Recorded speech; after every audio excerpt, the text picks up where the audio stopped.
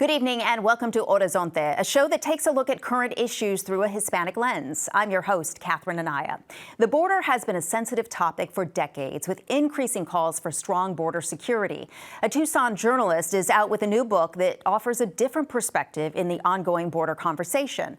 John Washington's book is called The Case for Open Borders. In the book, he revisits the national origins of national security through border lockdowns. He breaks down why experts believe open borders would be an economic, environmental, and ethical boon. And he profiles people impacted by the border.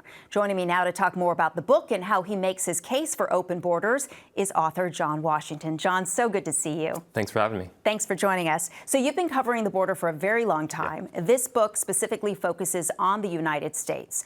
What is it that you uncovered that made you decide at this point, you know what, I need to write this book? Yeah, well, there are a lot of factors trying to understand the origins, as you say, of immigration politics. But I think what it comes down to is a fundamental question of fairness.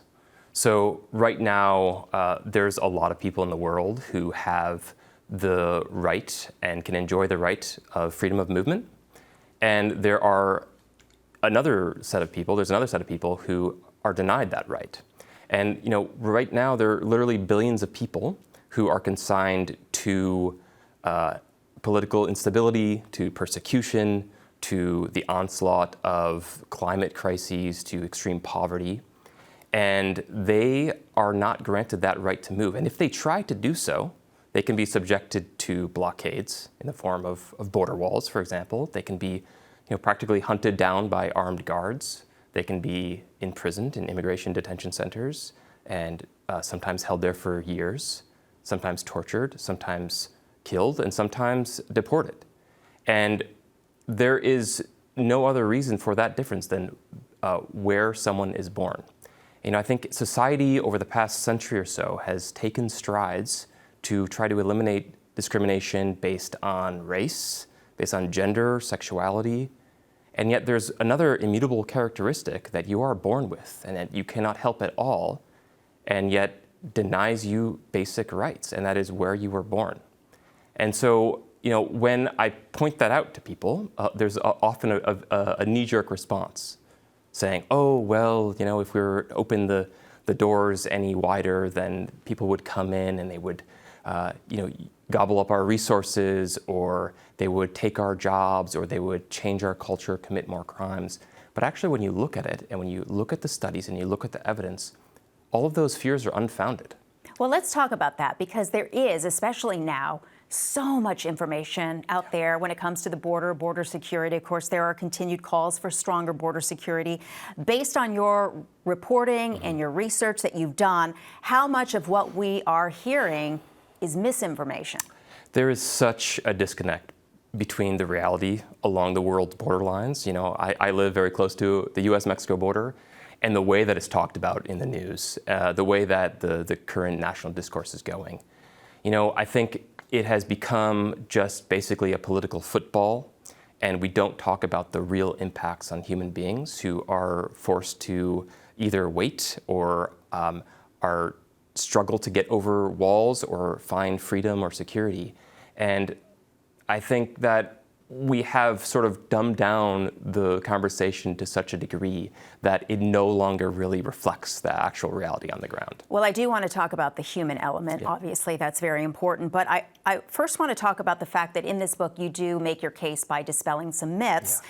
One of which is that we currently have open borders. You say we're not even close to that. Can you explain that? Yeah, this has become sort of a very frequent talking point, especially on the right. And they accuse the current administration of having open borders, when if you look at actually their policies right now, the Biden-Harris border immigration policies are in fact to the right of the initial policies put forward by the Trump administration when he first came into office in 2016, or rather in early 2017. So the Biden administration has either expelled or deported over 3 million people. They have gutted asylum protections. They have raised more money for putting more people in immigration detention. So open borders we have not right now. And if you go down to the border, you see that. They have actually sealed further gaps in the wall, despite promises not to build another mile, another foot of wall. They have certainly done so. And people are now bottlenecked in northern Mexico, trying or waiting patiently, or in some cases desperately, to get across, to reunite with family, or to find safety. And they are not allowed to because of the current administration. Well, so when you talk about making the case for open borders, I want to point out something really important in that. Yeah. You're not actually proposing a world without borders, correct? Correct, yes. So there's a big difference between no borders and open borders. And, talking to experts and analysts, I think that a lot of people are actually pushing for open borders, for more openness and not zero definition around countries. So there makes sense to have some sort of juridical line around a country that, within which people are going to pay taxes and receive benefits, and you're going to organize yourself electorally and socially and things like that. Mm-hmm. The idea of open borders is that the presumption is that people can move.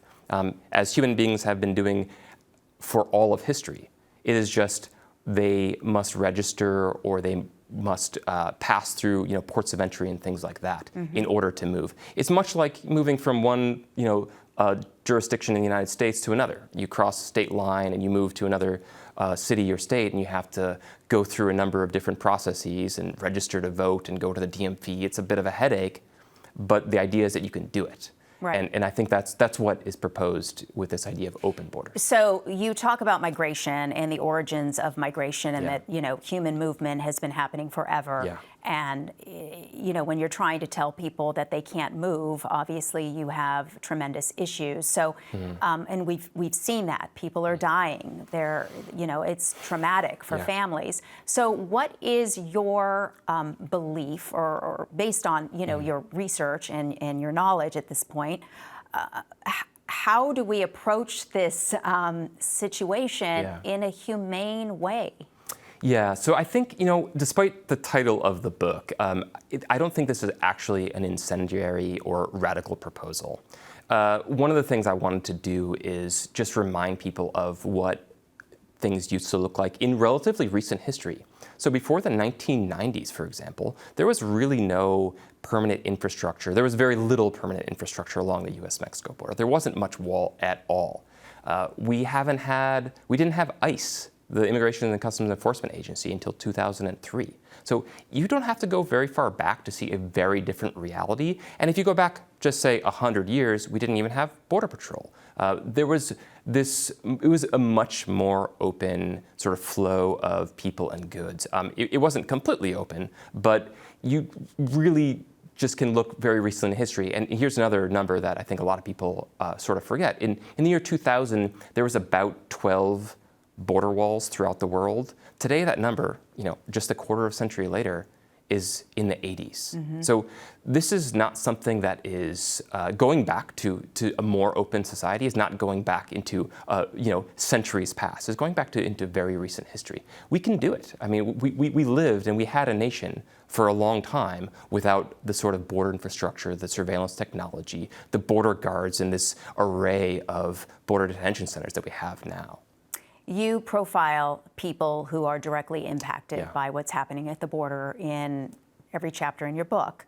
Was there anything in talking to those people that surprised you or impacted you more than anything else? As a journalist covering this, I talk to people all the time who are impacted by border infrastructure, by border enforcement measures. And I think almost every time I have a conversation with someone who is ripped away from their family or is in an emergency situation where their life is at stake or they are running from some persecutor and they're unable to cross the line that I am able to basically traipse across, it really impacts me. I mean, that I have this unearned privilege to walk either direction across this border that I live near, and that other people face all of these things I mentioned at the beginning of the program, detention, or if they try to do it by sneaking across, they have to walk through the desert for a week or more, and they could die, and many people do. And I think that is always impacting, and just recognizing that disparity is something that has been, I think, should not be normalized. I think that it's important to understand just the gaping difference in basic rights that we have. Well, your book certainly gives people a lot to think about, potentially change some minds, who knows, in their thoughts. But I appreciate the passion that you bring to your book, and thank you so much for coming here and sharing, parts of the research and knowledge that you have based on this subject. Yeah, thanks so much for having me. Yeah, thanks, John. Really appreciate it. Good to see you. That's our show for tonight. For Horizonte and Arizona PBS, I'm Catherine Anaya. Thanks for joining us. Have a great night.